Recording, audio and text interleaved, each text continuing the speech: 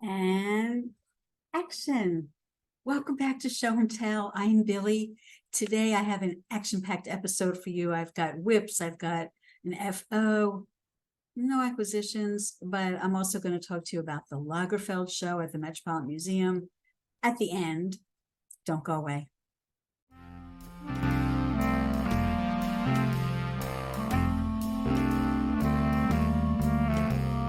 Before I really get started, let me not forget to mention to you that I'm wearing a sweater that is probably known to most of you. It's the ranunculus.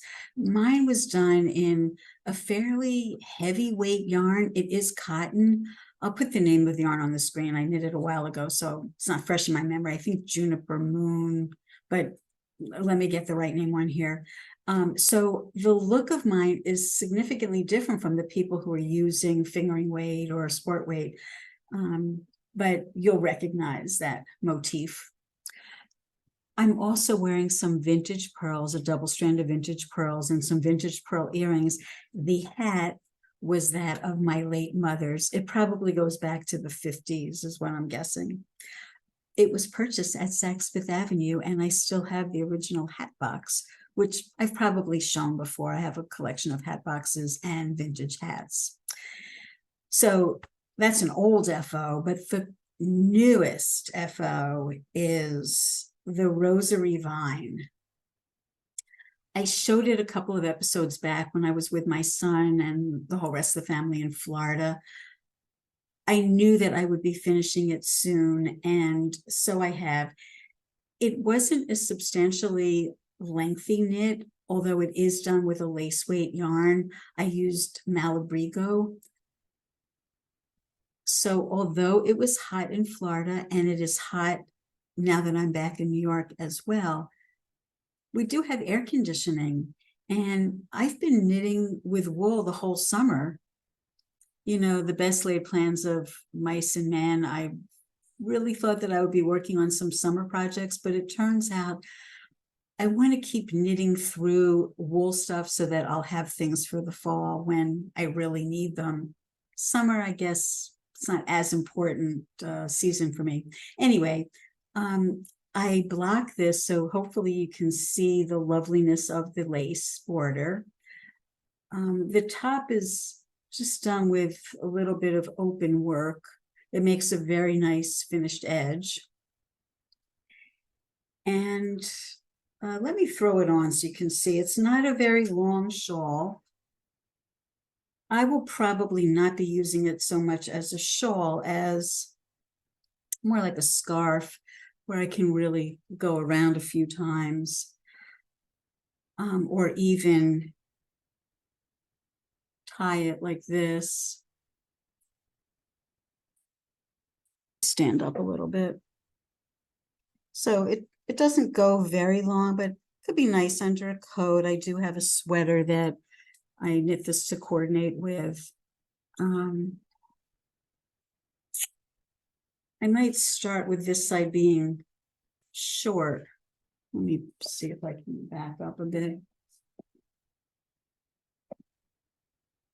I might start with that side being short and then go around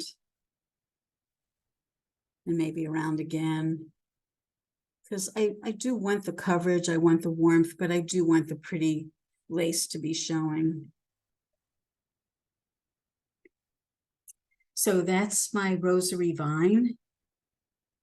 I have also been working on another scarf. I'm going to have scarves to coordinate with some of my sweaters as an accessory. Hold on, let me get that. So the last time I showed you this piece, which is called the Ibiza Lace scarf or shawl,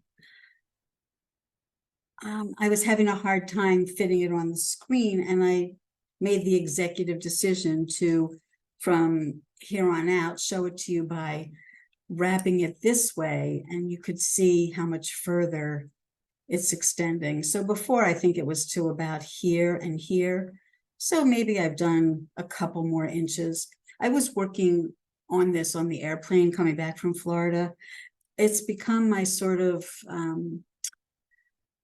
filler in project, like whenever I'm paused with something else and I have a little bit of time, I can just pick up and do one row. The rows aren't that long. There's how many repeats? 7 or 8 repeats. So it doesn't take all that long to get across a row, although it's a little bit complicated. As I've mentioned before, it's not just, knit 2, purl 3. There's knit through the back loop, purl through the back loop on both the front and the back. And there's lots of yarn overs, obviously, that make all these holes. So this is a fairly advanced project, I would say. Definitely not for a beginner knitter, and probably not for an intermediate knitter either. It'll be interesting to see when it's done and it's blocked, how much nicer it might be. It's taking an awfully long time, and I didn't want to stay the course and just keep working on this monogamously, because it's slow going. It's a little bit demotivating when it takes just so long to even knit an inch of it. So eventually I'll get there. I think, it's one of those really interesting colors that will probably go out of fashion soon. But since I do wear a lot of gray and black, I think it's, it's a good combo. It'll be evergreen for me. The yarn is by Color Mart, which comes on these cones.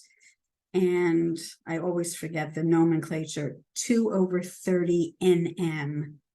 And maybe I'll put a link. A long time ago, I talked about what these NM numbers mean. These are commercially made yarns for the textile industry that Color Mart sells off at really interesting low prices, because you never know what you're going to get. It's not like they have an established colorway that you can always purchase for the season. No, they might have this one time, catch as catch can. So this was a 50-gram cone. I used part of it in my Genie sweater. This is a leftover bit, and I still have quite a bit here. It doesn't look like much, but this stuff goes a very long way. It was originally 730 meters, and I would say I've probably used just half of that. So I still have plenty of meterage. What I'm not looking forward to is grafting. The pattern for this calls for you knitting half of the scarf and then start casting on again and knitting the other half and meeting in the middle and then grafting them. It's not going to be just like a straight row of knitting or even knit one, purl one to graft. It's going to be a hodgepodge, and I haven't had any experience doing anything like that. So I'm not really looking forward to that. So that's first WIP. My next work in progress, I am knitting out of the yarn that I bought in January in Paris. For those who are new to this podcast, I should share with you that I am not someone who stashes. I generally buy yarn just as I'm about to embark on a project. I made an exception this January because I was abroad and I wanted to patronize one of the local yarn shops by buying a sweater's quantity of yarn. And it's also like a souvenir yarn. I'm talking about this a little bit on my other episodes where I'm in dialogue with people who stash. But normally I would start the project right away. Unfortunately, things have gotten in the way, and also the timing of the trip didn't coincide with finishing of a previous project. So anyway, long story short, I'm just beginning it now. And yeah, it happens to be in the heat of the summer, and this is 100% wool. I believe they're calling it lamb's wool, and it's from Kent. I'll put the correct information on the screen. I swatched with 2 different needle sizes. I started with size 8 US, And then I went down to a size 7. And I like to go by how the fabric looks and feels. So I thought I liked the fabric that was made by the size 7 needle better than this. I was afraid, since this is going to be a jacket, that this would be a little bit too noodly, as I call it. I wanted something with a little more stiffness to it. I probably could have even gone down another needle size, but I'm pretty happy with how it's working up. So let me insert a picture here of the Carol Feller pattern called Dacite.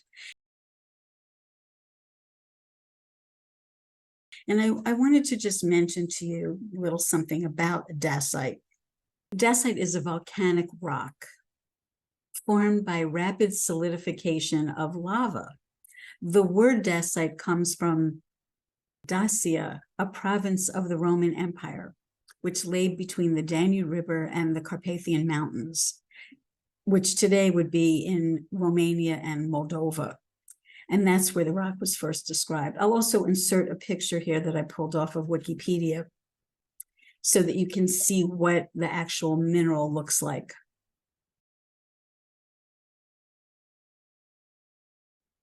Wikipedia also says that the term was first used in the scientific literature in a book called Geologie Siebenbergens. I guess that's German. I'm butchering that. Translated to The Geology of Transylvania, written by Austrian geologists Franz Ritter von Hauer and Guido Stasch. I'm going to do one of these I Dream of Jeannie things, and I'm going to be right back with what I've knit so far on the Dacite. Da, da, da, da, da, da, da, da. Let me stand up so you can get a better view of it.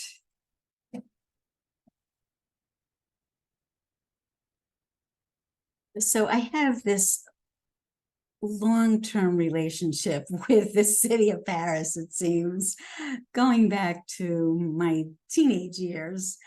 It was in my 20s when I made, I don't know if that was my second or third trip, something like that, to the City of Lights. And how can I explain this? Growing up in Philadelphia, I never knew my cousin Sylvia. But when I came to New York to attend university, she was living on Park Avenue, and I became quite friendly with her and her son, my cousin Jonathan. They happened to be going to Paris the same time as I was. I was going there for a wedding of distant relatives of mine. And at that time, I had a burgundy coat. I'll insert a picture here. It had a collar like this.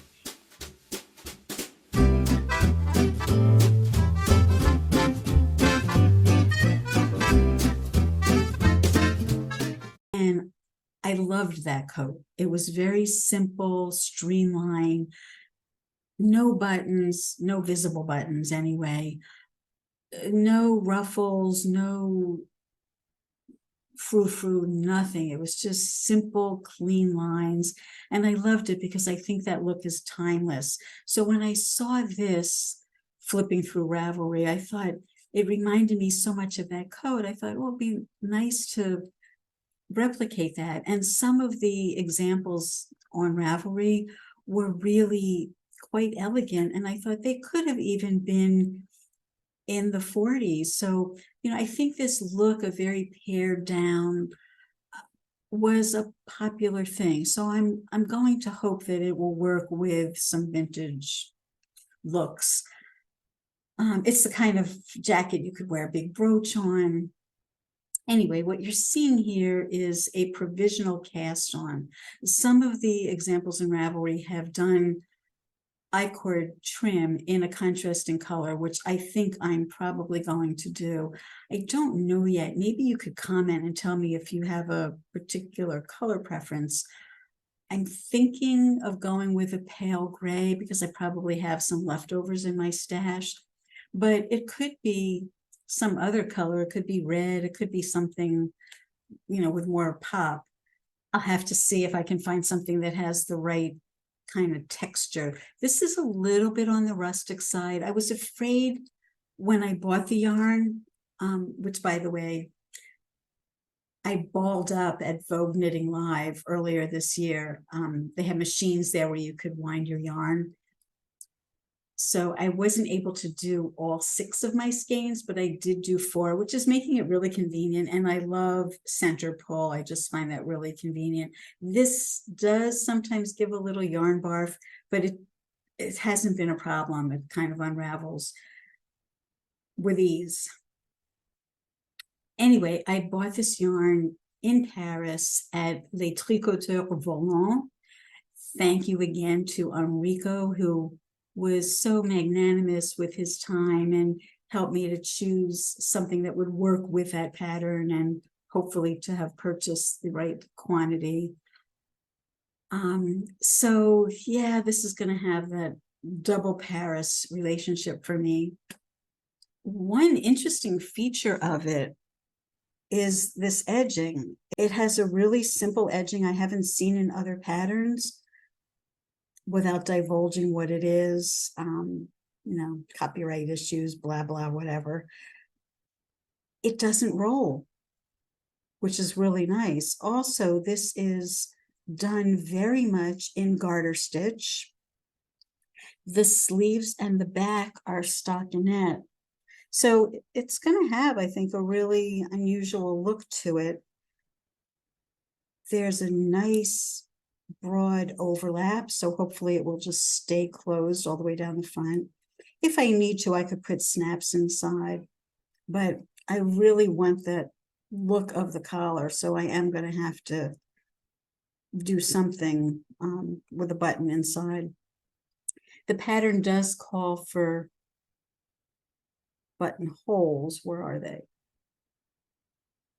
Yeah, here they are. Here's one.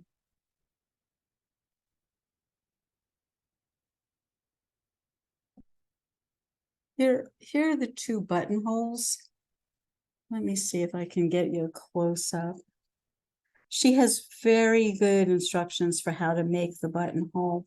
I made my buttonhole larger than what the pattern called for because I may want to use a large button, something vintage, and it won't show unless I'm wearing the jacket open, then it might show. And I thought it should be something decorative, almost like a piece of jewelry. But I figured if I made a larger buttonhole, I could always sew up the sides and make it smaller to accommodate a smaller button. But if I made a small buttonhole to start with, I couldn't go the other way and enlarge it. So that's my 2 buttonholes. Some people have done buttons all the way down. I opted not to do that, even though I think it would be fun to search for some beautiful vintage buttons, and that could be a statement too. I chose not to go that route. Another thing I wanted to share with you is some other modifications. I'm fairly narrow in the shoulders, so I started, this is a little bit of an experiment for me. I've been wanting to do this and I finally bit the bullet and did it.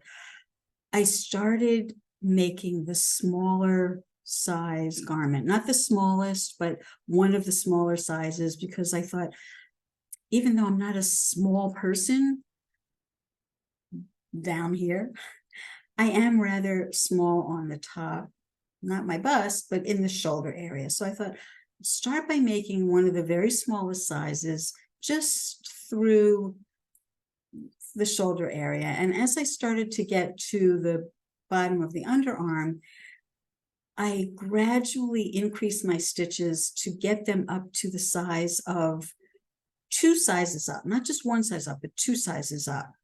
And now in the back, there's some decreases to give a little bit of waist shaping. I'm not going to do all of them because I probably needed a little bigger in the waist than what the larger size pattern is calling for, but I'm really trying to keep it somewhat tailored, somewhat fitted. I want to have enough room to put it on and off with ease, which I do have. Once I get into the waist and hips, I'll be able to keep trying it on. And I want to maintain this overlap all the way down. So most likely I'm going to have to increase more stitches below the waist to accommodate my particular hips. And so far, so good. I'm pretty happy with how it's working out. I think often for me in here, I have too much fabric. There's a little bit, but I think in an overgarment like this, I want that. I want to have the ease of getting in and out of it. Like you'll see, I can take this off without having to do any contortions. That's one modification that I've made. Now you'll see that I use these rubbery cords to slip my sleeve stitches onto. And I guess I should also show you this interesting raglan detailing. It's subtle, but it's visible. It's there. Also, you can see that I'm going from, oops, this is the back. So it's stockinette to stockinette, but on the front, it's shifting from garter to stockinette, but you still have that nice little line of demarcation. There's also a detail down the side. There's a column that's slightly different from the column, from the stitches on either side of it. Oh, my arm girth is bigger than most garments that are in my size. So I also made sure to increase a little bit extra going around the arm. Mostly I put some extra stitches underneath here because I noticed that the different sizes called for different number of added stitches under there. So I went ahead and I put perhaps too many, but I figure once I get to knitting the sleeve, if it's too much, I'll just start decreasing right away. It's not like I'm going to have 10 stitches too many. I might have several stitches too many, and it won't be that dramatic to decrease a little bit. Something else that I wanted to say about this is having all of this garter stitch is a very unusual thing. If your knitting isn't really even, you're going to have very visible lines of like rowing out. I think I'm doing pretty well. I'm not sure that that's the kind of thing that would easily come out in blocking. I don't know if it would even itself out. So I've been paying particular attention when I'm in the garter stitch to kind of keep my yarn pretty uniformly around my needle so that I can get more or less consistent stitch size and not have big gaps in between some of the rows. And so far, I'm very happy with how it looks. I'm also happy with the texture of it. It's rustic, but it's a soft rustic. There will be something under it, so I don't have to worry about it constantly being in touch with my skin. It will be touching around here, but I may have a silk scarf or some other kind of scarf underneath it. I'm really not worried about it. It has a nicer hand than I thought just from touching the yarn. Oh, one other thing that I wanted to just mention is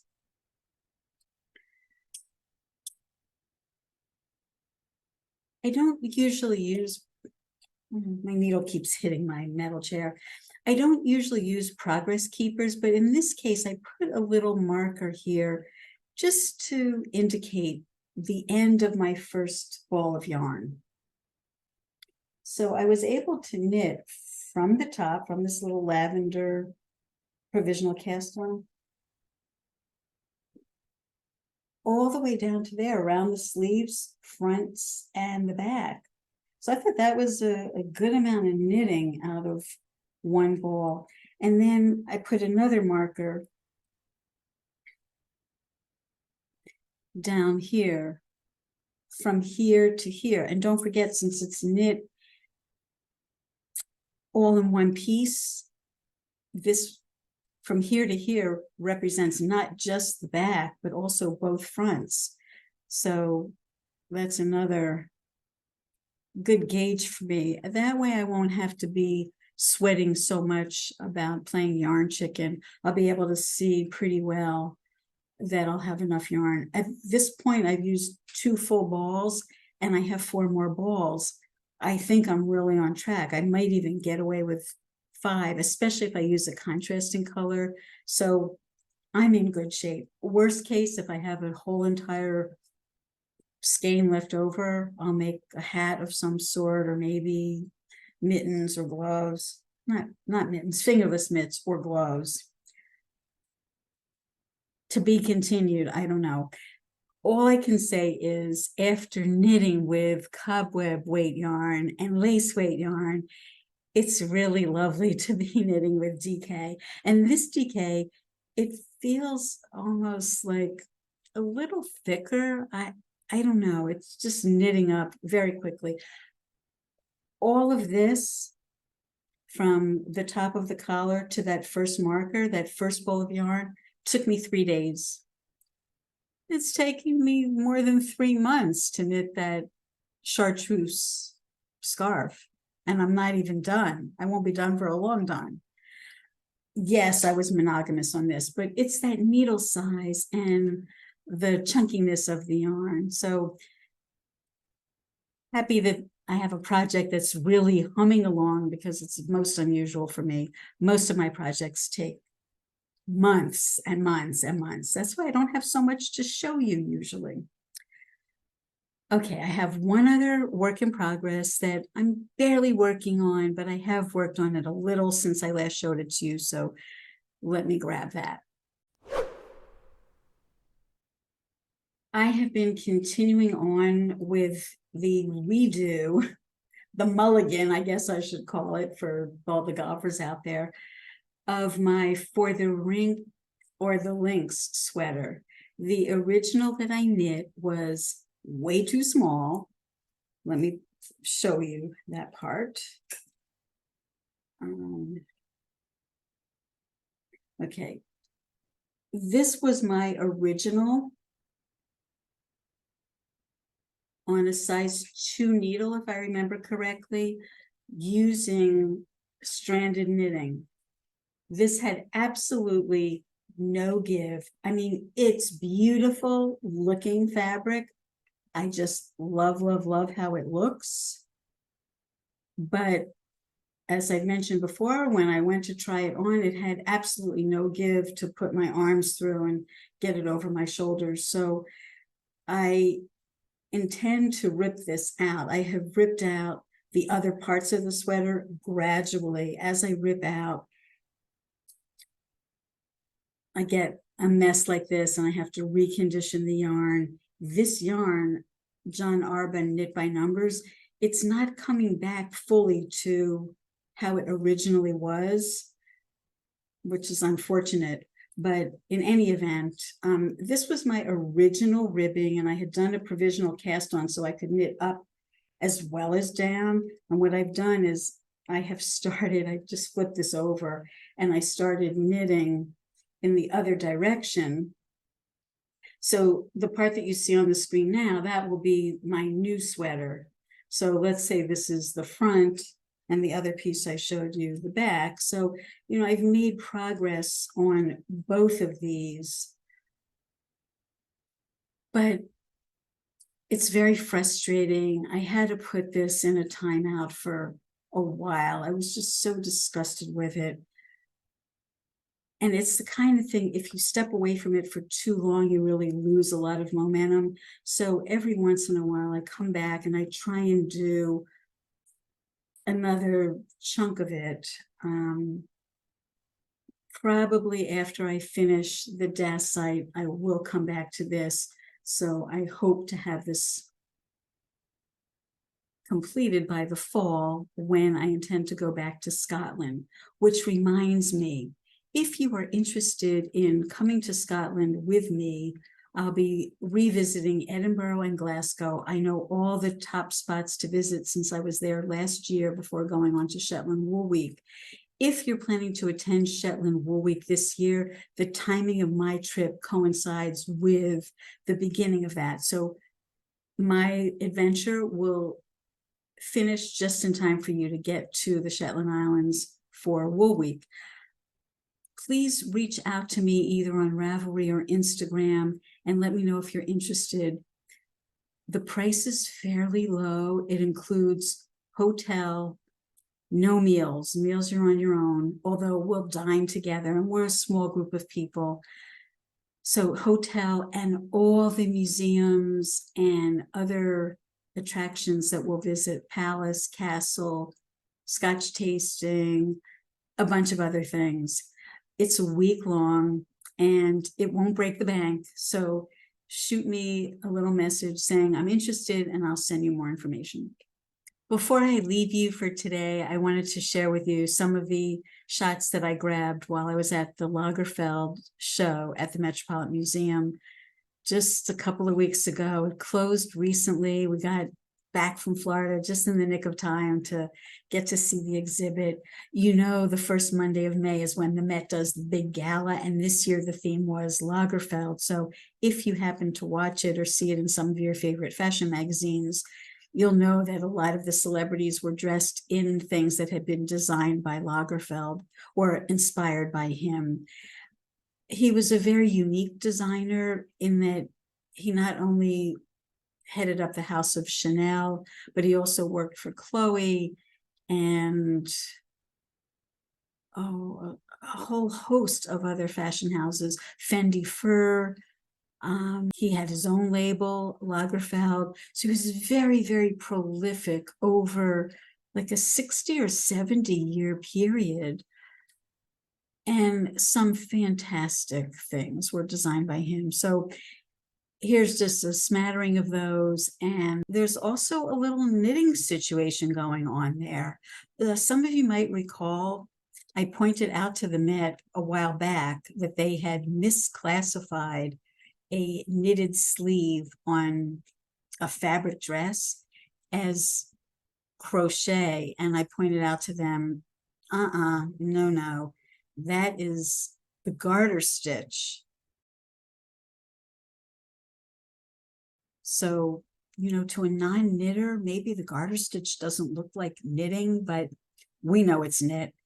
Same thing happened this time around. So stick around till the end when I show you those. Until next time, everyone, stay well, be safe. Love you all. Hope everybody's enjoying their summer. Bye.